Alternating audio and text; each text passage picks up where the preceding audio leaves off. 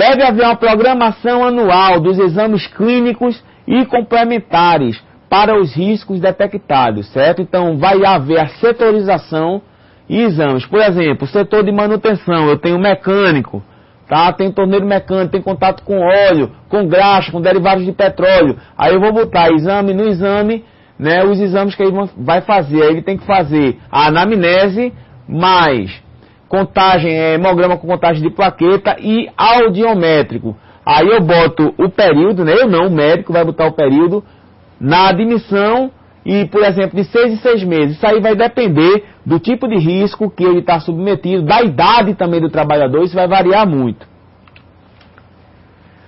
A complexidade do programa, tá? Como é que se mede a complexidade do PCMSO? Vai depender de alguns fatores, tá? Vai depender basicamente dos riscos existentes na empresa e exigências físicas e psíquicas da atividade.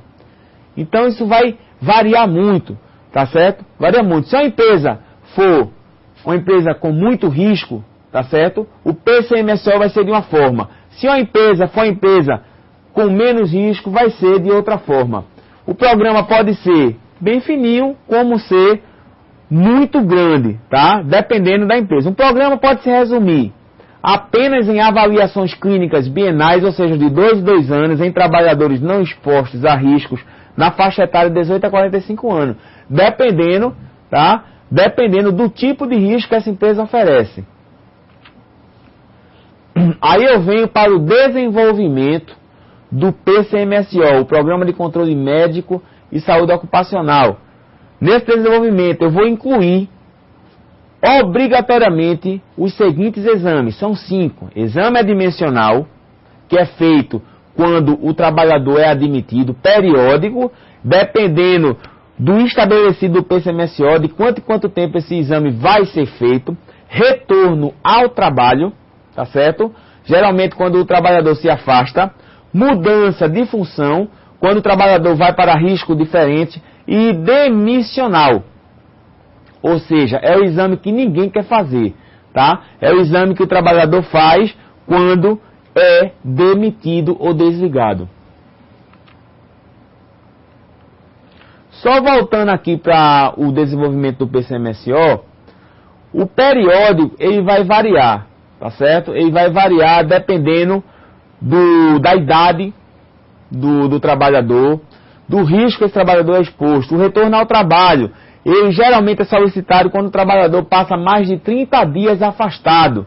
Passou mais de 30 dias, que é o normal de afastamento, que é umas férias, por exemplo, né, que dura no máximo 30 dias. Se passou de 30, ele quando retornar, por exemplo, uma licença maternidade, a mãe quando retorna de uma licença gestação, ela geralmente é submetida ao exame de retorno ao trabalho, né? Quando ela não retorna e está seu aviso prévio lá preparado para ela, né? Tudo bem, mas geralmente ela é submetida a exames de retorno ao trabalho, porque ela passou mais de 30 dias afastada, né? Então, mudança de função é quando existem riscos diferentes. Por exemplo, eu trabalho no escritório. Vamos supor aqui, nós temos uma empresa e vamos supor que Tatiana, ela trabalha na parte de escritório, mas terminou engenharia de produção e vai para a produção. Então aqui eu não tenho praticamente risco nenhum, não tem ruído. Tá? Lá na produção eu tenho produto químico, eu tenho ruído, né? Então ela vai ter que submeter ao exame de mudança de função. E o demissionário é quando o trabalhador é demitido.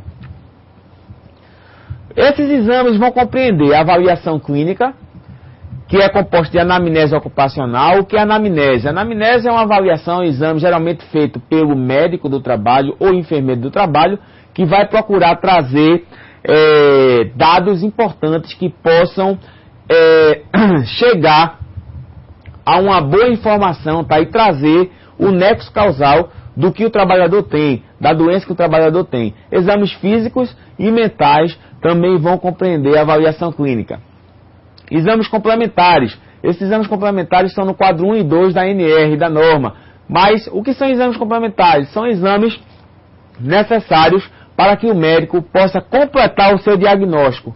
Um grande exemplo, hemograma com contagem de plaqueta. Né? O hemograma com contagem de plaqueta. audiometria, exame audiológico, espirometria, radiografia de tórax, por exemplo, um motorista, geralmente o médico do trabalho pede eletroencefalograma para medir as ondas cerebrais, para ver se aquele motorista não tem nenhum distúrbio ou coisa parecida, né? Porque ele vai trabalhar numa profissão de alta concentração. Então, isso é que é exame complementar. Outros exames complementares podem ser solicitados dependendo da necessidade da solicitação médica, tá? A periodicidade dos exames complementares. Essa periodicidade de quanto tempo vai ser especificada no quadro 1 e 2 também da norma regulamentadora, dependendo dos indicadores biológicos do quadro 1. Isso aí vai dizer que no mínimo de 6 em 6 meses, o tempo mínimo de exame 6 em 6 meses. Por exemplo, um trabalhador que é exposto a muito ruído, tá? Então, geralmente é pedido a audiometria de 6 em 6 meses. Vou dar um exemplo, um operador de telemarketing que está ali direto operando. Geralmente ela faz a audiometria de 6 em 6 meses para fazer o controle. Isso também vai depender do que estiver estabelecido no PCA, o Programa de Conservação Auditiva. Se houver o PCA, tá certo? Vai depender do que o fonoaudiólogo também falar. Avaliações clínicas. Tá? No adimensional, o periódico, o trabalhador exposto a riscos de doenças crônicas, ele vai ser anual. Tá? Os demais trabalhadores, anual quando menor de 18 anos, tá? E maior que 45. A cada 2 anos, se ele tiver entre 18 e 45 anos. Tá certo? Isso aí é um período estabelecido. Esse período pode mudar dependendo da indicação médica. De retorno ao trabalho, se o trabalhador é ausente por mais de 30 dias, inclusive eu já falei isso, mudança de função, se vai submeter a riscos diferentes, e o demissional, esse exame demissional tem que ser feito até a data da homologação dessa demissão.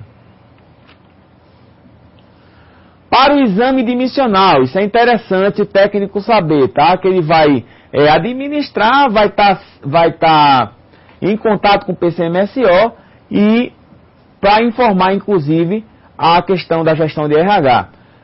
Se o trabalhador realizou o exame admissional, tá? O exame de admissão, e se ele pertence a uma empresa de grau de risco 1 e 2, e ele trabalhou apenas 130 dias, só um exemplo, 130 dias, ele não vai precisar fazer o exame demissional, porque diz a norma que até 135 dias, tá certo? Até 135 dias, o trabalhador de grau de risco 1 e 2 não necessita fazer exame demissional se ele for demitido nesse período aí.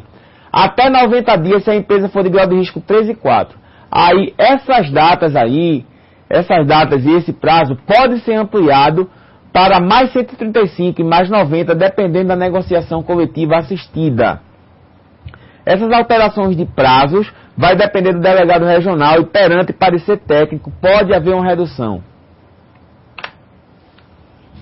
Para cada exame médico se deve o quê? Isso aí é mais administrativo no que diz respeito à parte do pessoal de enfermagem e médico, tá? Mas a gente mostra para que você possa ter ciência e possa ter conhecimento. Então, para cada exame médico deve-se registrar em prontuário clínico, responsabilidade do médico coordenador, tá? Esses documentos pertinentes ao PCMSO são guardados por 20 anos.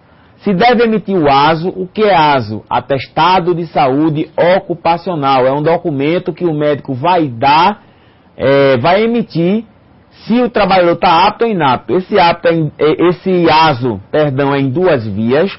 Tá? A primeira via, arquivar no local de trabalho. A segunda via, trabalhador, que vai servir como recibo com os exames complementares.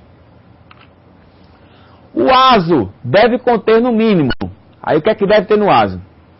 Nome, registro desse trabalhador, a função que esse trabalhador exerce, riscos ocupacionais específicos ou ausência desses riscos, procedimentos que esse trabalhador foi submetido, nome do médico coordenador com o CRM dele, se ele é apto ou inapto para a função ao qual ele está se candidatando, nome do médico que realizou o exame com CRM, endereço, assinatura e carimbo.